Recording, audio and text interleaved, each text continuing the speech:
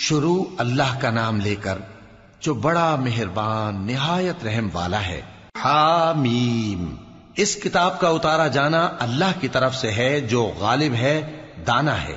بے شک آسمانوں اور زمین میں ایمان والوں کے لیے اللہ کی قدرت کی نشانیاں ہیں، اور تمہاری پیدائش میں بھی اور جانوروں میں بھی جن کو وہ پھیلاتا ہے یقین کرنے والوں کے لیے نشانیاں ہیں، اور رات اور دن کے آگے پیچھے آنے جانے میں، اور وہ جو اللہ نے آسمان سے ذریعہ رزق نازل فرمایا پھر اس سے زمین کو اس کے مردہ ہو جانے کے بعد زندہ کیا، اس میں اور ہواؤں کے گردش دینے میں عقل والوں کے لیے نشانیاں ہیں۔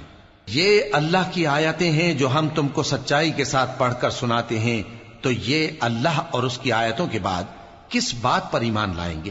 ہر جھوٹے گناہگار پر افسوس ہے کہ اللہ کی آیتیں اس کو پڑھ کر سنائی جاتی ہیں تو ان کو سن تو لیتا ہے، مگر پھر غرور سے ضد کرتا ہے کہ گویا ان کو سنا ہی نہیں۔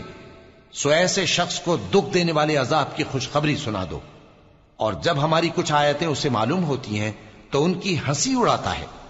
ایسے لوگوں کے لیے ذلیل کرنے والا عذاب ہے، ان کے پیچھے دوزخ ہے، اور جو بھی یہ کرتے رہے کچھ بھی ان کے کام نہ آئے گا، اور نہ وہی کام آئیں گے جن کو انہوں نے اللہ کے سوا معبود بنا رکھا تھا، اور ان کے لیے بڑا عذاب ہے۔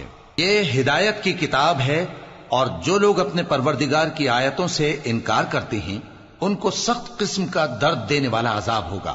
اللہ ہی تو ہے جس نے سمندر کو تمہارے قابو میں کر دیا تاکہ اس کے حکم سے اس میں کشتیاں چلیں، اور تاکہ تم اس کے فضل سے معاش تلاش کرو، اور تاکہ شکر کرو۔ اور جو کچھ آسمانوں میں ہے اور جو کچھ زمین میں ہے سب کو اسی نے اپنے حکم سے تمہارے کام میں لگا دیا۔ جو لوگ غور کرتے ہیں ان کے لیے اس میں قدرت کی نشانیاں ہیں۔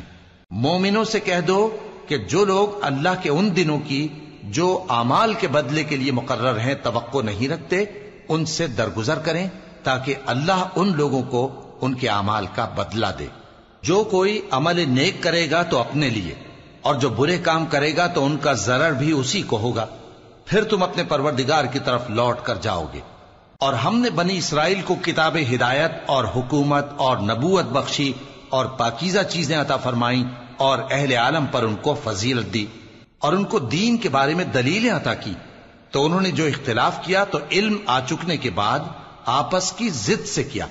بے شک تمہارا پروردگار قیامت کے دن ان میں ان باتوں کا جن میں وہ اختلاف کرتے تھے فیصلہ کر دے گا۔ پھر ہم نے تم کو دین کے کھلے رستے پر قائم کر دیا، تو اسی رستے پر چلے چلو، اور نادانوں کی خواہشوں کے پیچھے نہ چلنا، یہ اللہ کے سامنے تمہارے کسی کام نہیں آئیں گے۔ اور ظالم لوگ آپس میں ایک دوسرے کے دوست ہوتے ہیں، اور اللہ پرہیزگاروں کا دوست ہے۔ یہ قرآن لوگوں کے لیے دانائی کی باتیں ہیں، اور جو یقین رکھتے ہیں ان کے لیے ہدایت اور رحمت ہے۔ جو لوگ برے کام کرتے ہیں کیا وہ یہ خیال کرتے ہیں کہ ہم ان کو ان لوگوں جیسا کر دیں گے جو ایمان لائے اور عمل نیک کرتے رہے، اور ان کی زندگی اور موت یکساں ہوگی؟ یہ جو دعوے کرتے ہیں برے ہیں۔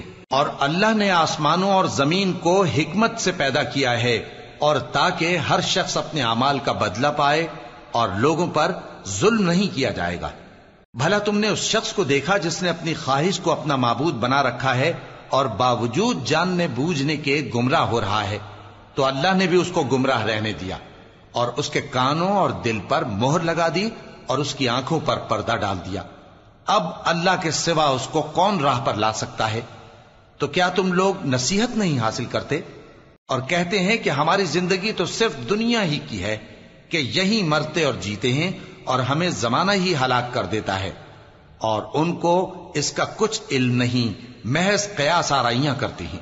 اور جب ان کے سامنے ہماری کھلی کھلی آیتیں پڑھی جاتی ہیں تو ان کی یہی حجت ہوتی ہے کہ اگر سچے ہو تو ہمارے باپ دادا کو زندہ کر لاؤ۔